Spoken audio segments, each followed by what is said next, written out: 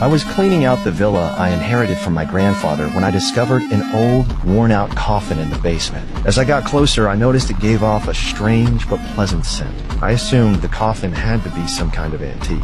I dragged it back to the living room and carefully cleaned off the dust. Just as I was about to lift the padding and check the compartment underneath, I was stunned by what I saw. The inside of the coffin was packed with ancient gears. This only convinced me more that the coffin was valuable. I called my mechanically skilled friend to help me investigate. He found a winding key made of pure gold among the gears. He cautiously inserted it into a nearby hole and gave it a few turns. To our surprise, the gears inside the coffin began to move again. Curious about the coffin's true purpose, I decided to put my pet goldfish inside. Then I wound the key a full 100 times. As the gears turned red, lightning shot toward the goldfish in the center. But the goldfish didn't seem too affected. I searched for answers in an old book we found in the coffin, but the ancient, unfamiliar language was completely incomprehensible. Just then, my friend noticed the goldfish had stopped moving. We both thought the lightning had killed it. But when the winding key finished its last rotation, the goldfish suddenly came back to life. I decided to ask my brother, a university professor, for help. My brother combed through the entire library and finally found the clue.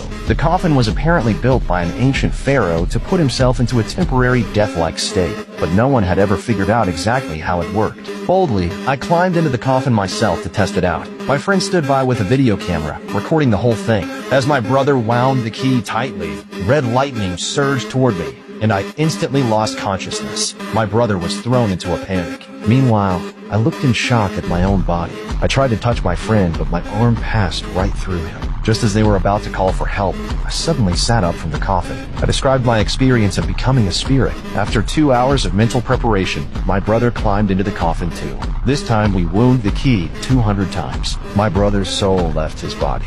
After glancing at himself lying still in the coffin, he phased through the wall and left the room. He kept walking in one direction, trying to test how far his soul could go from his body. Before he knew it, he had reached a train track. The sight of an oncoming train made him scream in terror. The next moment, his soul snapped back into his body.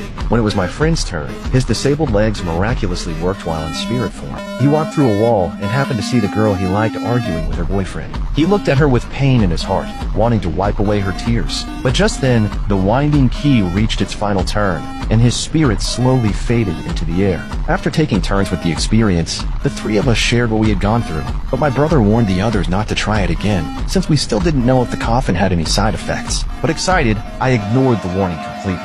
As soon as my brother and friend left, I eagerly climbed back into the coffin. This time, I wound the key 500 times on my own. My spirit headed straight to the convenience store where I worked. Meanwhile, the store owner was happily counting the day's earnings. Once everything checked out, the owner walked over to the safe to stash the cash. He never suspected the password had already been memorized by the invisible me standing right beside him.